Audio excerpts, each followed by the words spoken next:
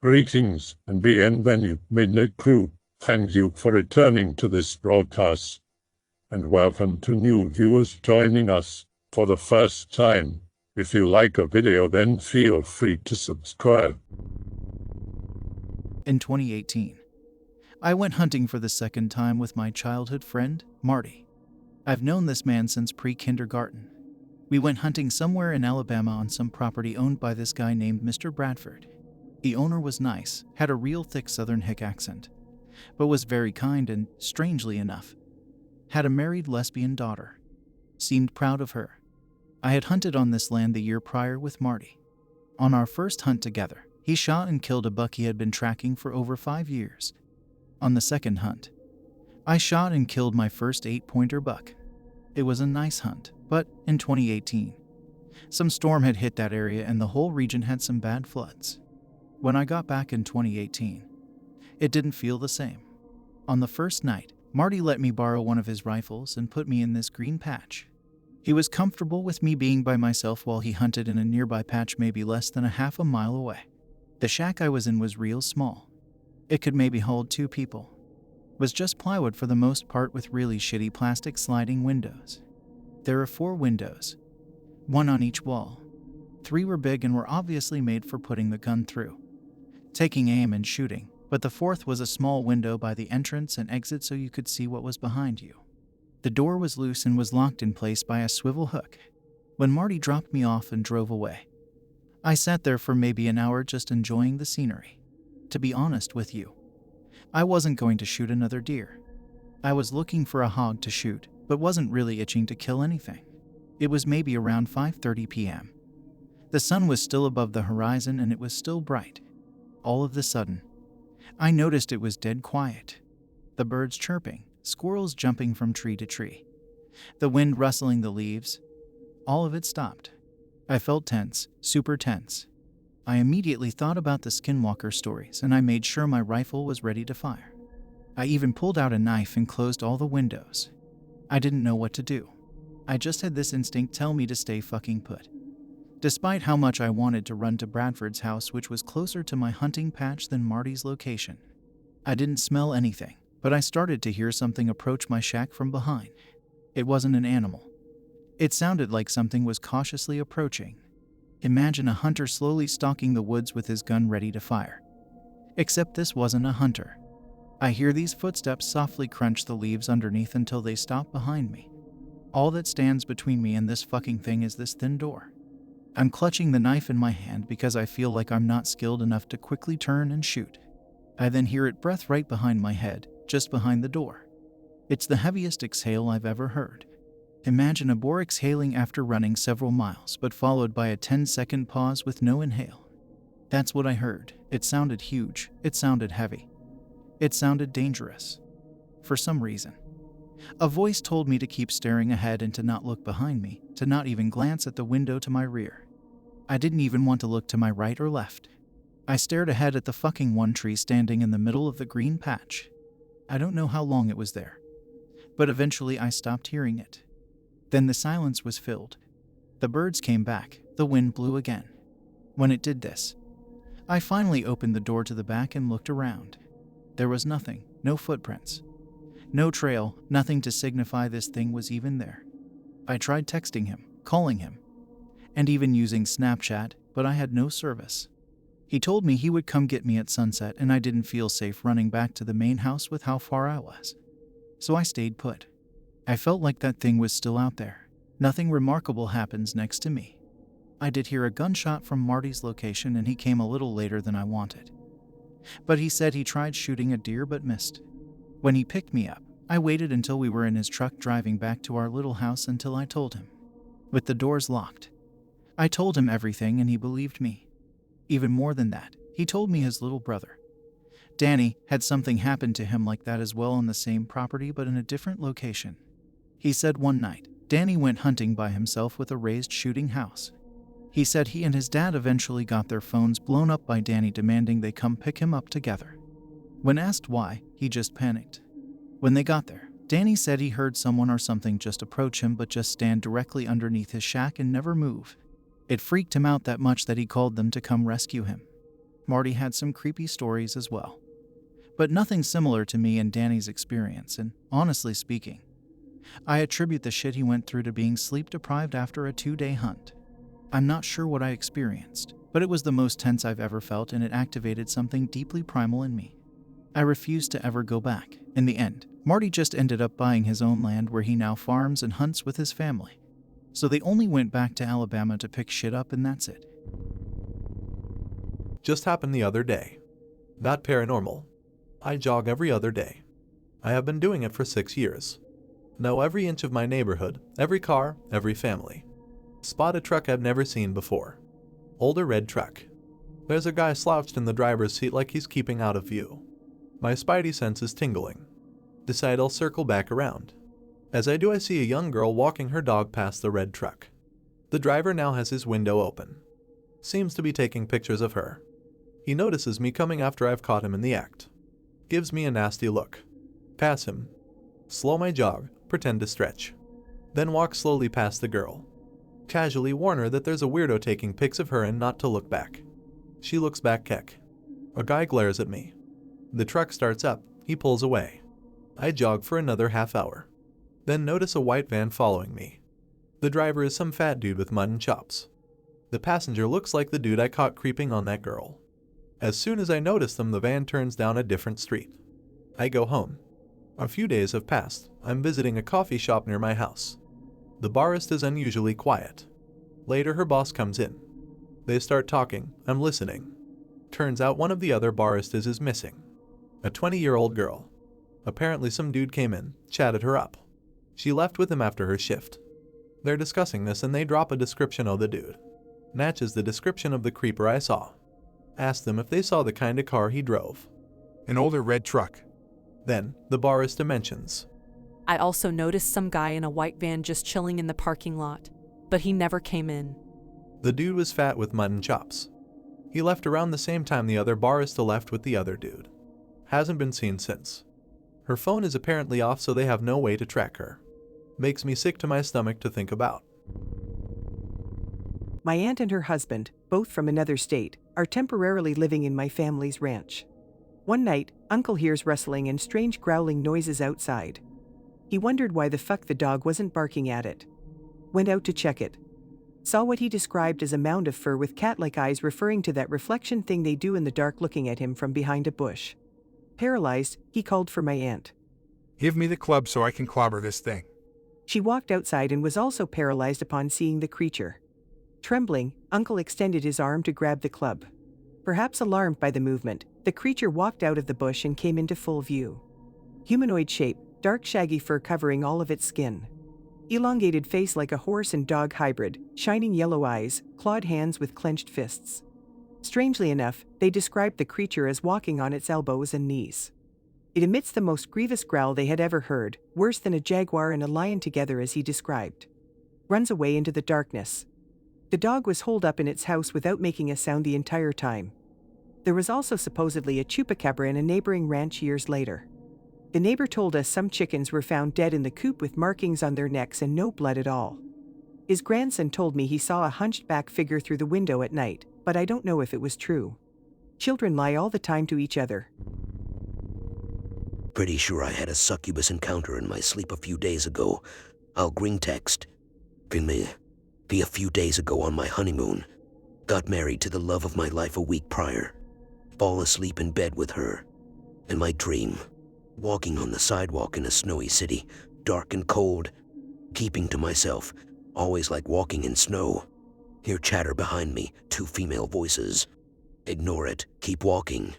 Chatter between them gets louder. Seems they're being obvious it's directed towards me. Getting pissed, I don't want anything messing with my dream. Turn around quickly and mean mug them. They kind of giggle at this but stay back for a bit. Keep walking when I get a hand on my shoulder. Hey, me and my friend want to hang out. Want to come back to our place. Her body is perfect but her face is kind of fucked up. Scars and shit over her cheeks and forehead. Without a chance to answer, I'm thrust into a house. Small, kinda shitty but cozy. Midwestern style if you know the type. In a small kitchen where I see the other one up close. Same case, body in perfect shape but face is messed up. Being really forward, I'm kind of freaking out now, so I step out of the kitchen to the living room. My brother is sitting frozen in the recliner. It seems like he's trapped in a trance. Remember, he just got out of a year relationship and is now in a bad spot mentally.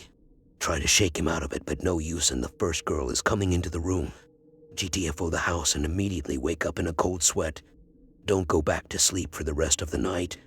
Get severely sick the next day, just now getting over it.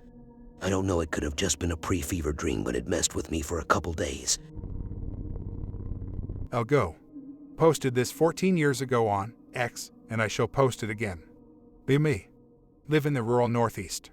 Driving around with my dad at night near our hunting cabin spotlighting deer.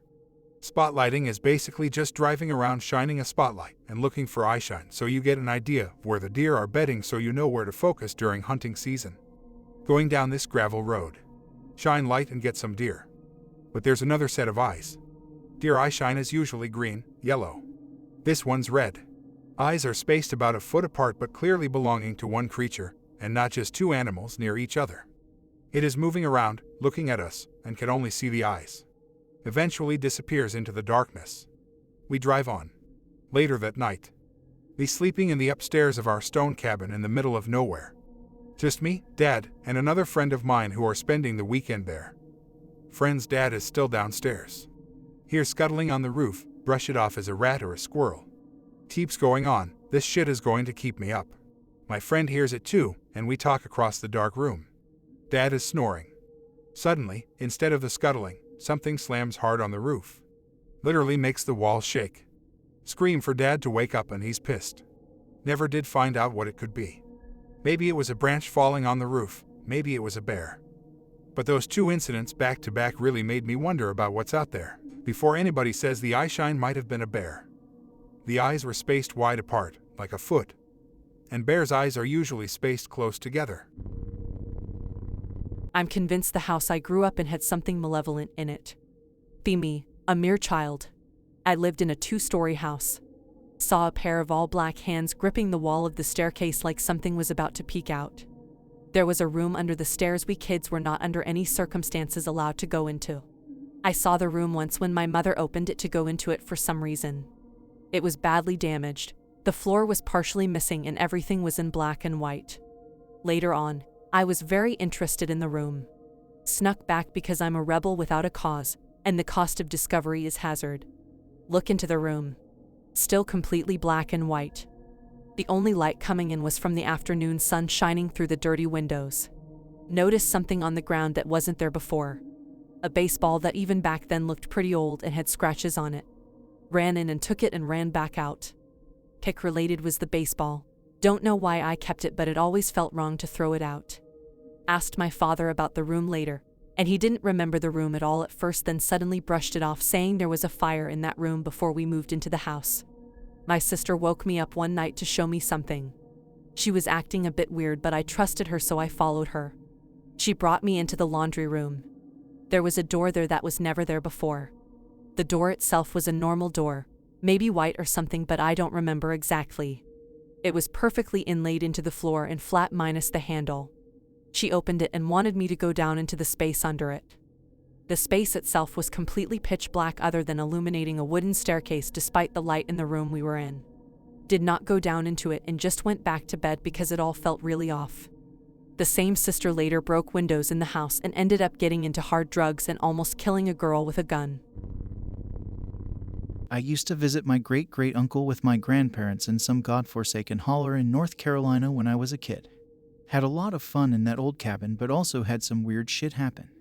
Be me, 10. Visiting Uncle Blanche for like the second or third time ever. An eventful day playing in Norwoods with my cousin. Granddad calls us in at sundown for supper and bed. Pool no prob. WAV I'm fucking beat. Asleep, hear blood-curdling scream outside. Sounds like some 80s scream queen giving natural birth in a bathtub. Directly outside, nearly on the porch. Hear Granddad and Uncle Blanche running downstairs. Uncle Blanche says, "Got him haints on my goddamn mountain." Go into main room and see him loading an old shotgun. Steps outside. Rush to window. Uncle Blanche is staring down a fucking cougar with 2 cubs. None of them are moving. Uncle Blanche says something. My nephew and his grandpa is here, not tonight. Fucking cougars turn around at the same time and walk back into the woods. Uncle Blanche refuses to talk about it that night. Never explains anything about it except that the shotgun shells were rock salt. Dumbass kids so continue to play and now it's like nothing was wrong. Be me, 2 weeks ago. Ask Granddad if he remembers that. Gets quiet over the phone. I didn't think you remembered that. Don't worry about it, bud. It was just a cougar. But Uncle Blanche talked to it. Changes the subject to women's college softball. Granddad is an old perv and I love him for it. Be me 20. In my hostel room abroad drunk, high off sativa and depressed. Decide fuck it, I don't care if I live or die right now. Might as well take these shrooms I got earlier. Had done some Googling earlier and saw that it isn't recommended you take shrooms when you're drunk. Depressed or have smoked weed, but I didn't give a fuck. Take the shrooms, they taste like peanuts. Shut the lights, try to sleep. Euphoria kicks in hard, can't stay still, tossing and turning in bed. Feel hot and homicidal. Felt an unshakable urge to run out on the street and fight. Kill people. Oh fuck.jpg. Call my friend to try and come down. He answers and stays on call long enough for me to relax and I can now lay still. Still sitting alone in darkness. End call and try to sleep again. Suddenly see myself in third person, curled up in bed in the dark room. Starts zooming out. I turn into a literal fetus. Shows how small and inconsequential I am as it zooms out more. Showing me as a small fetus in a small room, in a house, in a big city, in a big world, etc. Suddenly it gets dark. And then the circus starts. See cartoonish evil yellow smiles. Hear what could only be described as demonic noise that resembles music enough to give you that uncanny valley terror. Feels like I'm the main attraction in a circus freak show for these malicious presences I feel surrounding me. Don't remember much after that, but I remember glimpses of the jester figure. It didn't look like a living creature. More like vector art or something made out of tetrahedrons, and pyramids in as irritating color combinations as possible. Neon pink, bright yellow, neon blue, bright magenta. Bright blue, bright red, etc. Wake up with a hangover that felt like I'd been deep fried. I've told a couple friends about this experience since. Their faces immediately lit up when I mentioned the circus or the jester. Learned it's a common figure people see on trips. My face when. I hope that you enjoyed tonight's broadcast. If you enjoyed tonight's story, then please subscribe to the channel as more green texts will appear daily. A new broadcast will appear when the clock strikes midnight Central Time.